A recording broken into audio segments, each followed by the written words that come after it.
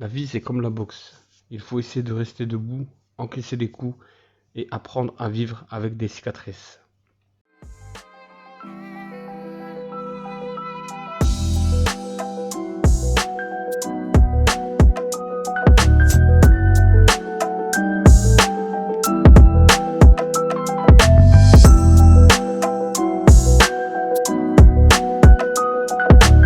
La boxeuse Ngannou Zakaria Zapata dans un état critique à l'hôpital. Tout ce qu'il faut savoir dans cette vidéo.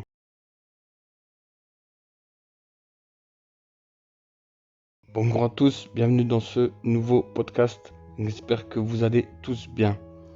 On va parler aujourd'hui du combat dramatique qui a eu lieu le samedi 28 août 2021 au Canada entre Marie-Pierre Houle, la Canadienne, et Ngannou Zakaria Zapata, la Mexicaine. On va resituer le contexte. Donc le combat était prévu en 6 rounds dans la catégorie des poids welter. Avant ce combat, Marie-Pierre Houle, la Canadienne, comptait 4 combats, 3 victoires dont un KO et un match nul. La Mexicaine, elle, Zapata, avait 5 combats, 2 victoires et 3 défaites, dont une défaite, on en reviendra plus tard, contre Cynthia Lozano au mois de mai, où elle perd par KO. Des images à glacer le sang lors d'un gala de boxe à Montréal. La boxeuse mexicaine Ngannou Zakaria Zapata s'est effondrée samedi après s'être fait passer le KO par la Mexicaine Marie-Pierre Houle. La Mexicaine se trouve toujours dans un état critique mais stable à l'hôpital du Sacré-Cœur. Presque 48 heures après le combat, on revient sur ces événements. Quelques secondes après sa défaite aux mains de Marie-Pierre Houle, Ngannou Zakaria Zapata s'est effondré dans les bras de le médecin de la Réunion et les ambulanciers sont venus au secours quelques secondes après sa chute au sol. La Mexicaine ne s'est pas relevée et par la suite a été prise de convulsions. La boxeuse, âgée de 18 ans, a été immobilisée et a quitté le ring sur une civière pour ensuite être conduite d'urgence à l'hôpital. Elle aurait eu besoin de manœuvres de réanimation pendant son transport vers l'hôpital du Sacré-Cœur. Bien que son état de santé soit toujours critique, elle est stable, plongée dans un coma artificiel. Marie-Pierre Houle, elle, vit des moments difficiles depuis samedi soir. Je me sens coupable, même si je sais que ça fait partie des risques de notre métier, a souligné Marie-Pierre Houle avec des sanglots dans la voix. Tout le monde me dit de ne pas me sentir coupable et que mon combat était propre. Je n'ai pas frappé après la cloque. Je n'affrontais pas une fille qui avait une fille de 0,45.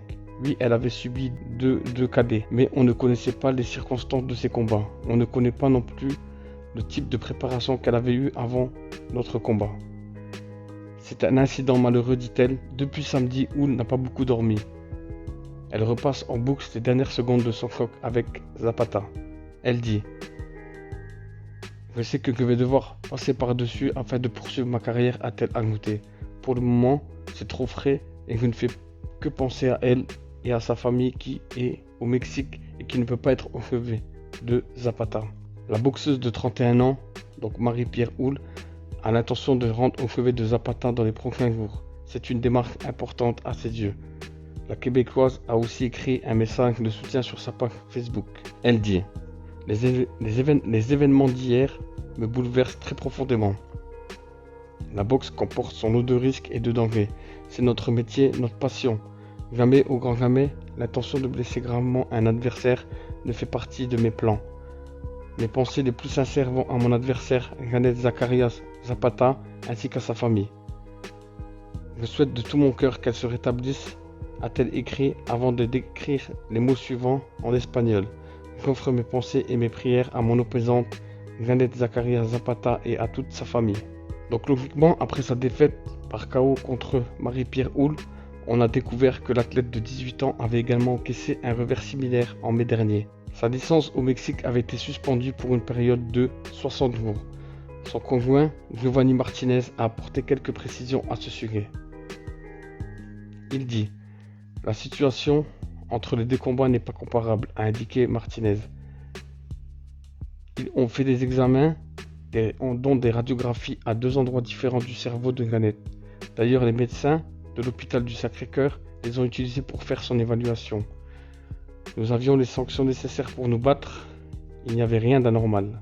Alors, Gannett Zakaria Zapata pourrait avoir été victime du syndrome du second impact samedi soir sur le ring du cours Rodger.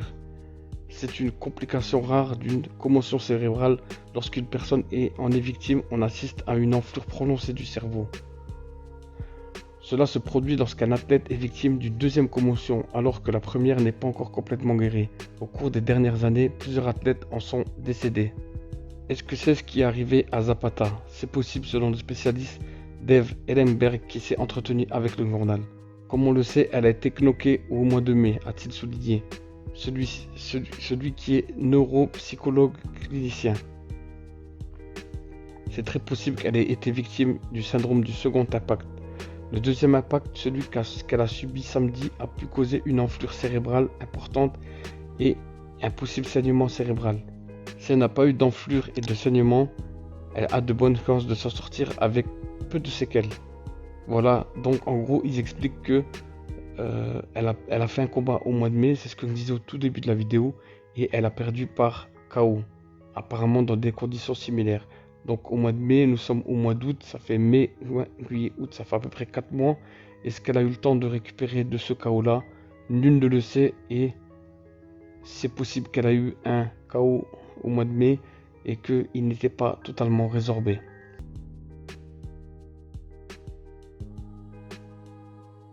Depuis samedi, la boxe est attaquée de toutes parts. Effectivement, un appel à la réflexion a été lancé au lendemain de la dramatique blessure de la boxeuse mexicaine. Plusieurs intervenants des milieux politiques et médicaux réclament une réflexion sur la culture de la boxe au lendemain du chaos qui a plongé la boxeuse mexicaine de 18 ans entre la vie et la mort.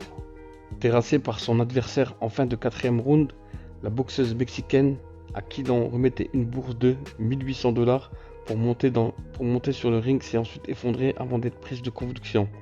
Selon certaines informations, comme je disais tout à l'heure, des manœuvres de réanimation étaient nécessaires durant le transport dans l'ambulance. En fin de journée dimanche, donc l'organisation qui chapeaute les combats au Québec, la RASG, a indiqué que la soirée serait analysée comme après chaque gala de boxe.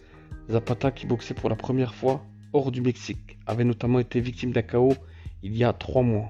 Paul Hall, qui a écrit le livre La machine à tuer de l'industrie de la boxe, est en colère. Donc d'après son palmarès, la Gun n'a pas boxé officiellement pendant 3 ans et elle s'est fait mettre KO il y a 3 mois.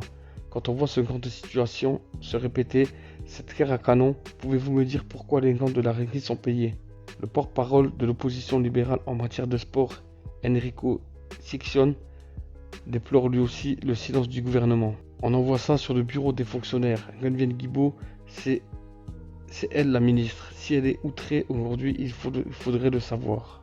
Insiste Monsieur Siccione. Le député appelle maintenant Québec à entreprendre une réflexion profonde sur la boxe et sa culture. La mentalité de bâtir la fine d'un athlète en lui mettant des adversaires pas de calibre devant lui, je ne comprends pas comment ça se passe dans les mailles du filet. Le coup du sort ayant frappé Gannett Zakaria Zapata fait aussi gazer dans le monde médical où les experts questionnent sur la poursuite d'un tel sport quand les risques sont désormais bien connus. L'objectif du sport est de donner des coups à la tête, rappelle le docteur Pierre Frémont, médecin du sport et professeur à l'université de Laval. Maintenant que l'on comprend bien les commotions cérébrales, c'est grandement questionnable. Il faut réfléchir sur un sport où les athlètes choisissent de s'exposer à des traumatismes crâniens à répétition. D'autres personnes ont également réagi. Comment la régie peut-elle accepter que l'on mette quelqu'un dans un ring à risquer sa vie pour une bourse de $1800? C'est absolument honteux. C'est Paul Hall, auteur du livre sur le monde de la boxe, La machine à tuer. Comment se fait-il que dans notre société où l'on cherche à éliminer tous les risques, on tolère un événement où les risques sont garantis? C'est troublant que socialement, politiquement et médicalement, on accepte de laisser ces individus aller à l'abattoir. Suzanne Laberge, sociologue du sport. Voilà les amis sur ce que vous pouvez dire dans ce podcast sur le combat dramatique qui avait eu lieu le samedi 28 août au Canada. Merci d'avoir écouté ce podcast. Prenez soin de vous. de vos familles. À très vite.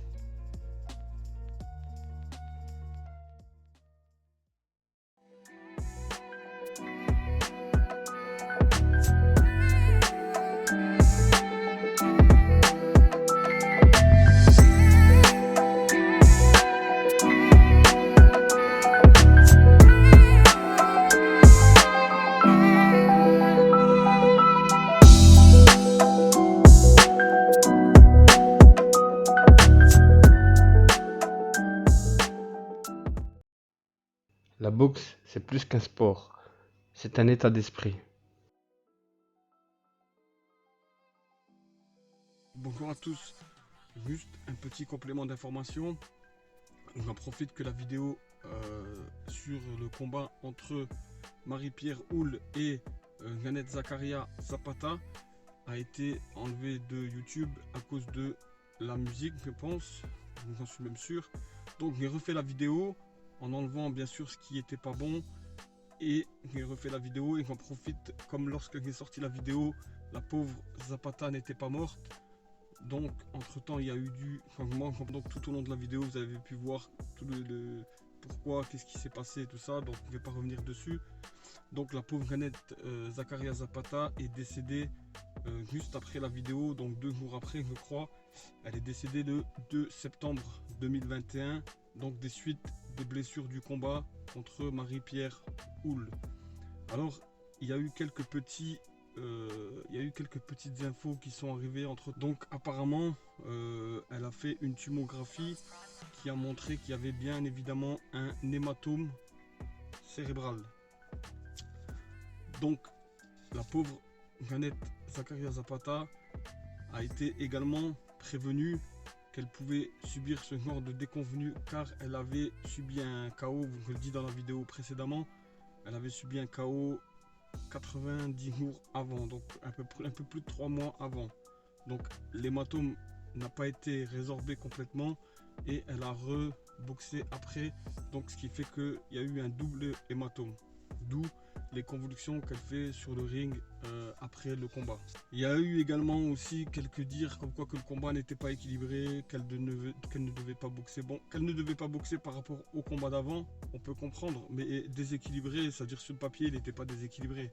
Après, c'est à l'entraîneur aussi, l'entraîneur qui d'ailleurs était son compagnon, donc c'est lui qui devait aussi également prendre les décisions, et on peut pas tout mettre non plus sur le dos de l'organisateur. L'organisateur, sur le papier, encore une fois, le combat était pas déséquilibré. Après, Zapata avait des victoires, elle avait autant de victoires que de défaites, je crois, mais elle avait subi 2 KO.